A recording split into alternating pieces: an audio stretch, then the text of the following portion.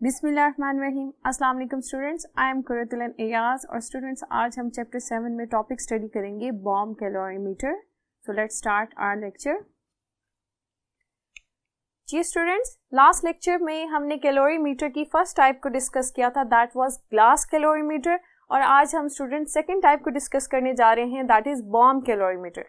याद रहे स्टूडेंट्स, मैंने आपको बताया था the measure of change in enthalpy of a system that is known as calorimetry, और जिन इंस्ट्रूमेंट से या जिन वेसल से हम इस चेंज को मेजर करते हैं उन्हें हम क्या कहते हैं, कैलोरीमीटर कहते हैं।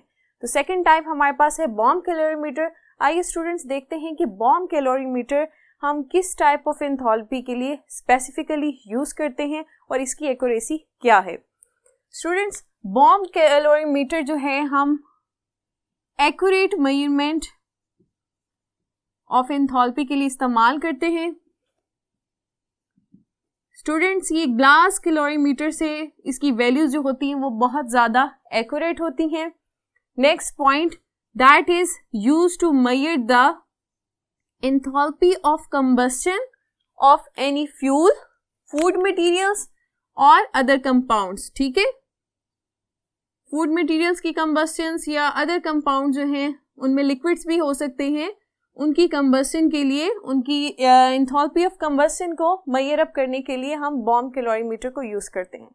थर्ड और जो इम्पोर्टेंट पॉइंट है इसका, दैट इज बॉम्ब कैलोरीमीटर को स्टूडेंट्स हम स्टडी करने के लिए एक कंडीशन रखते हैं, that is volume will remain constant through out the reaction, यानी चेंज इन वॉल्यूम पॉसिबल नहीं होगा क्योंकि जो वेसल होती है दैट इज क्वाइट क्लोज्ड। ठीक है, और वहां पर चेंज इन वॉल्यूम की गुंजाइश नहीं होती, that is delta we will be zero in that case. It's mean कि अगर चेंज इन वॉल्यूम पॉसिबल नहीं है तो क्या होगा, वर्क डन जीरो हो जाएगा। क्यों? क्योंकि वर्क डन स्टूडेंट्स हमें पता है that is equal to product of pressure and change in volume. When change in volume becomes equal to zero तो वर्क डन क्या हो जाएगा, जीरो हो जाएगा। स्टूडेंट्स, अगर वर्क डन जीरो होगा तो internal energy that will be equal to the heat supplied. ठीक है, क्यू की इक्वल हो जाएगी एट कांस्टेंट वॉल्यूम, और internal energy will also equal to the enthalpy, वो भी किसके इक्वल हो जाएगी, क्यू के इक्वल हो जाएगी। स्टूडेंट्स, आइए हम देखते हैं कि बॉम्ब कैलोरीमीटर इस इंस्ट्रूमेंट का क्या सेटअप है। ठीक है, इसके कौन से पार्ट्स हैं और हम इसको किस तरह से जो है वो यूज करते हैं for the measurement of enthalpy of combustion of a reaction. Students, ये आपके सामने बॉम्ब कैलोरीमीटर का इंस्ट्रूमेंट है। आप देख सकते हैं that is a steel vessel lined with enamel. ठीक है, इनामल की कोटिंग है ताकि इसे कोरोजन से बचाया जा सके। स्टूडेंट, अब हम इस स्टील वेसल को ओपन अप करके देखें, इसका इंटरनल स्ट्रक्चर अगर हम ऑब्जर्व करें तो हम देखते हैं कि इसके अंदर एक स्टील बॉम्ब प्रेजेंट है, that is immersed in water. वो स्टील बॉम्ब है, उसके इर्द गिर्द ये ब्लू कलर में क्या है, दैट इज वाटर। ये वाटर के अंदर इमर्स्ड हुआ है। अब स्टूडेंट्स, मजीद अगर हम इस स्टील बॉम्ब को ओपन अप करके देखें, इसका इंटरनल स्ट्रक्चर देखना चाहें कि इसके अंदर क्या मौजूद है। स्टील बॉम्ब के अंदर जब हम देखते हैं we can see a crucible. ठीक है, क्रूसिबल होता है जिसके अंदर हम अपना सैंपल प्लेस कर सकते हैं, and that crucible is attach with the electrodes. ठीक है, और इन इलेक्ट्रोड्स की अटैचमेंट किससे हुई हुई है, प्लैटिनम वायर से, वेरी फाइन प्लैटिनम वायर। ये हमने इंटरनल सेटअप देखा। स्टूडेंट्स, अब आप ये भी देख सकते हैं कि इस स्टील वेसल के अंदर थर्मामीटर भी मौजूद है और हमारे पास यहाँ पर स्टिरर भी मौजूद है, और ये पूरा जो स्टील वेसल आप देख सकते हैं that is attach with the battery. ठीक है, बैटरी के साथ अटैच है। थर्मामीटर बैकमेंस थर्मामीटर है जो कि टेम्परेचर को मेजर अप करेगा। अब स्टूडेंट्स, हम इस पूरे सेटअप को कैसे स्टार्ट करते हैं, कैसे सैंपल प्लेसिंग करते हैं, हम ये देखते हैं। स्टार्ट में स्टूडेंट हम क्या करते हैं कि जो क्रूसिबल है उसके अंदर अपना सैंपल एज अ फ्यूल वो प्लेस करेंगे। अब ये जो क्रूसिबल है that is attach with the electrodes, और दो इलेक्ट्रोड्स की अटैचमेंट किसके साथ है, प्लैटिनम वायर के साथ है। अब ये जो सारा सेटअप है स्टूडेंट्स हम स्टील बॉम्ब के अंदर प्लेस कर देते हैं और ऊपर से हम लिड को टाइटली कवर कर देते हैं। अब ये जो स्टील बॉम्ब है इसके अंदर हम ऑक्सीजन फिलअप करते हैं एट 20 to 30 एटमॉस्फेरिक प्रेशर। इसके अंदर ऑक्सीजन जो फिलअप करने का मकसद क्या है कि स्टूडेंट्स हम जानते हैं कि कंबस्शन के लिए हमें क्या चीज़ें रिक्वायर होती हैं, हमें हीट रिक्वायर होती है, फ्यूल रिक्वायर होता है, and the third and most important thing हमें ऑक्सीजन रिक्वायर होती है। यहाँ पर इस वजह से हम इसके अंदर ऑक्सीजन फिलअप कर रहे हैं। स्टूडेंट्स अब इस स्टील बॉम्ब को हम ये स्टील वेसल के अंदर इंसर्ट करें जहाँ पर नॉन क्वांटिटी ऑफ वाटर मौजूद है, यानी इस वेसल के अंदर जितना पानी है वो हमने मेजर अप किया हुआ है कि वो कितनी अमाउंट है। उस पानी के अंदर हम इस स्टील बॉम्ब को इमर्स करेंगे, इंसर्ट कर देंगे, और ऊपर से जब हम लिड को कवर करेंगे तो लिड के साथ क्या अटैच है, स्टिरर अटैच है, थर्मामीटर अटैच है, ठीक है। और आप देख सकते हैं कि बैटरी की वायर भी अटैच है।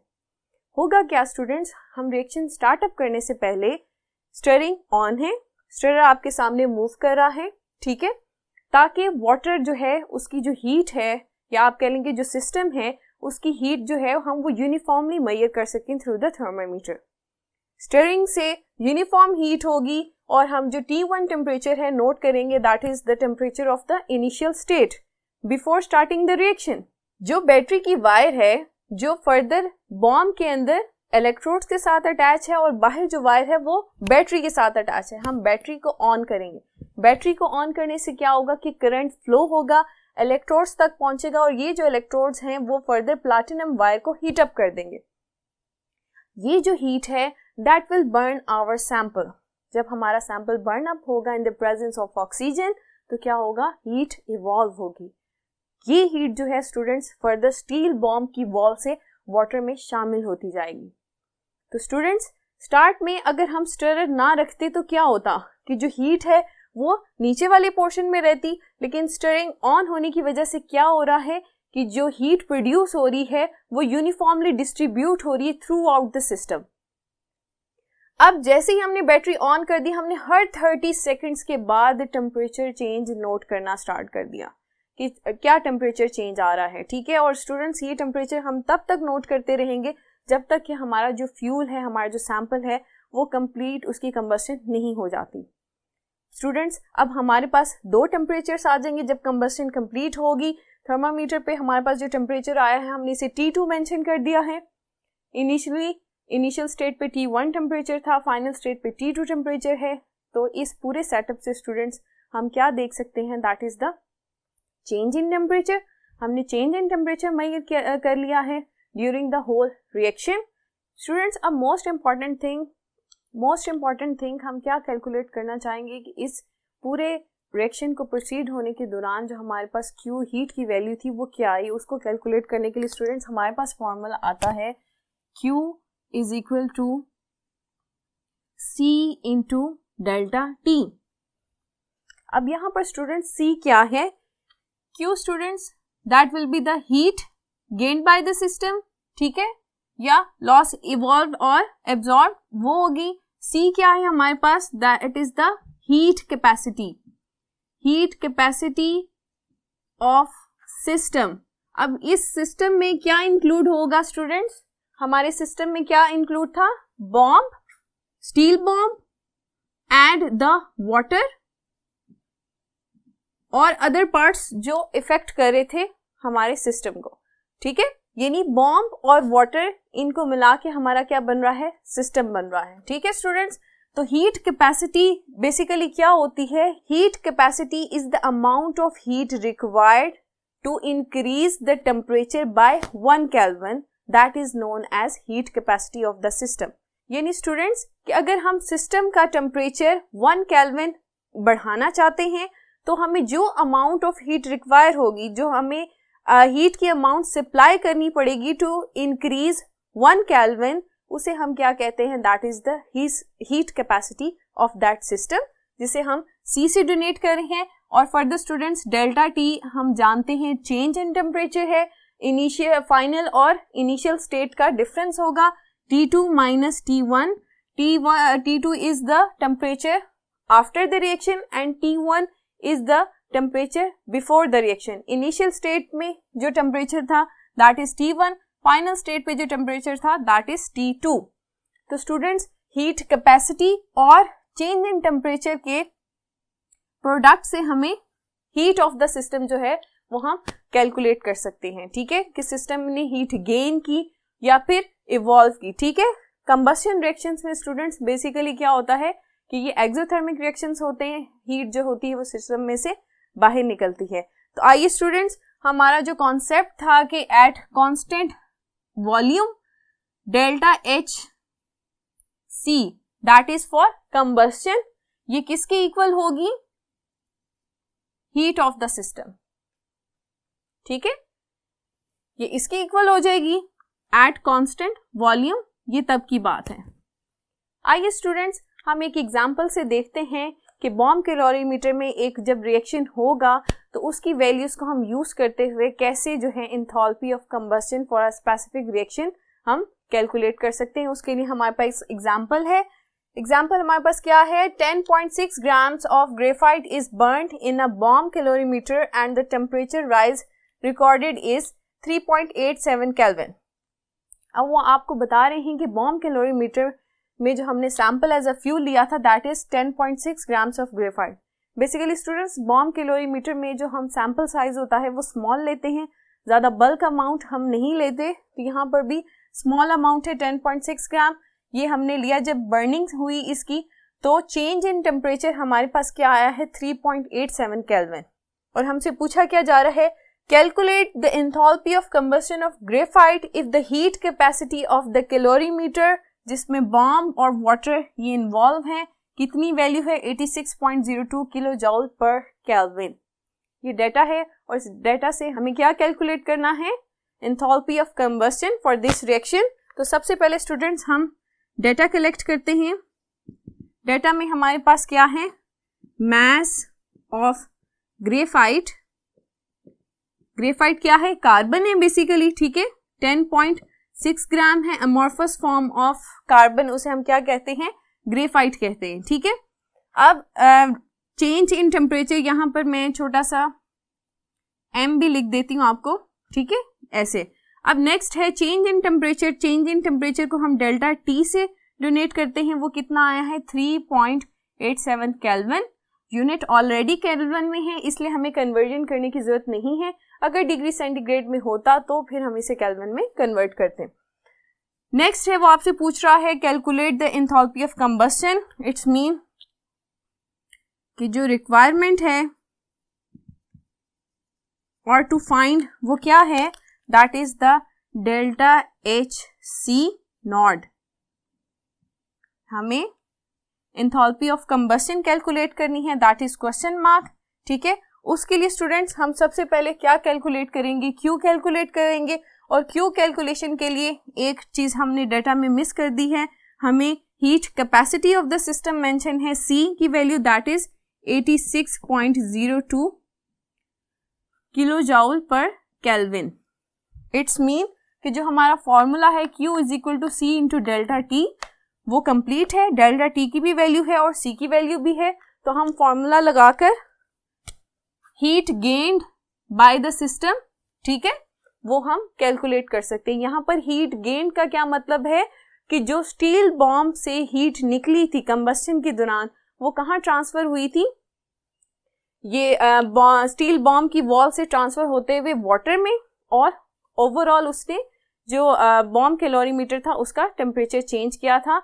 तो इस वजह से heat gain by the system Q is equal to C into delta T. Values put करते हैं स्टूडेंट्स, हमारे पास वैल्यू आ जाएगी, C की वैल्यू है 86.02 किलो जॉल पर केल्विन, डेल्टा टी हमारे पास क्या है 3.87 that is change in temperature.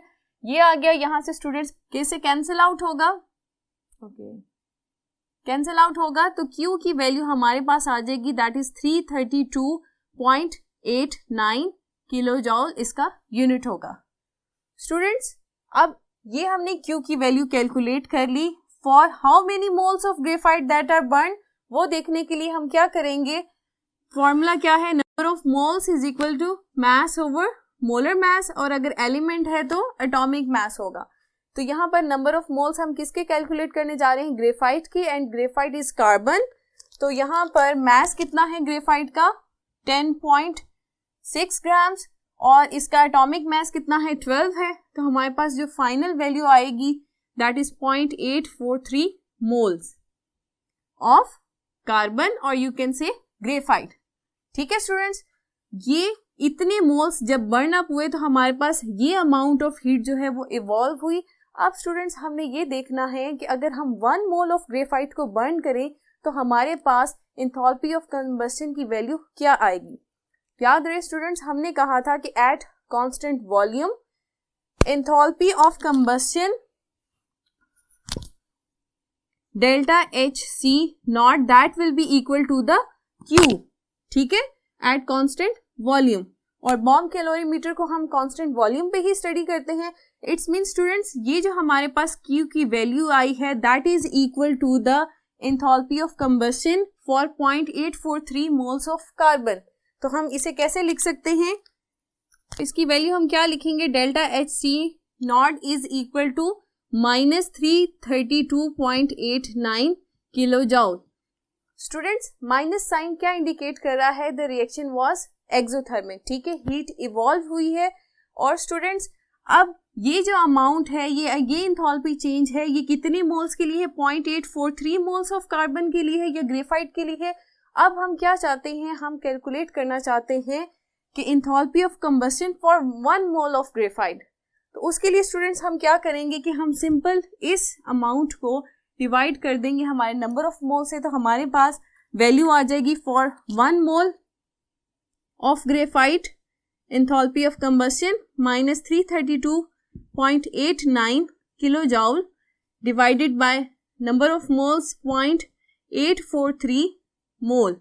तो स्टूडेंट्स, हमारे पास फाइनल वैल्यू आएगी that is -395 kilo joule per mole. ये हमारे पास वैल्यू आ गई है 1 mole of graphite when combust, या उसकी जब कंबस्शन होगी तो एंथैल्पी चेंज की वैल्यू हमारे पास ये आएगी। Students, that was the demand of our example. आप देख सकते हैं यहाँ हमसे पूछा गया था calculate the enthalpy of combustion of graphite, ठीक है। तो स्टूडेंट्स, आपने देखा कि हमने बॉम्ब कैलोरीमीटर के डाटा को किस तरह से यूज करते हुए एंथैल्पी ऑफ कंबस्शन को कैलकुलेट किया। तो स्टूडेंट्स, आप ये रिजल्ट ले सकते हैं इस लेक्चर से कि ग्लास कैलोरीमीटर और बॉम्ब कैलोरीमीटर जो है, इन दोनों के डाटा से हम क्या कैलकुलेट कर सकते हैं, enthalpy changes in a system जो है वो हम कैलकुलेट कर सकते हैं। स्टूडेंट्स, याद रहे कि ग्लास कैलोरीमीटर में हम कंडीशन रखते हैं द प्रेशर इज कांस्टेंट, ठीक है, delta P is equal to 0, जबकि बॉम्ब कैलोरीमीटर जो है उसके अंदर वॉल्यूम चेंज नहीं होता, delta V is equal to 0। ये दो कंडीशंस रखकर हम फर्दर जो है हीट चेंजेस को मेजर करते हैं, और इस तरह से स्टूडेंट्स हम एंथैल्पी को भी मेजर कर सकते हैं। Students, that was all about today's lecture. अपना बहुत सा ख्याल रखिए। अल्लाह हाफिज।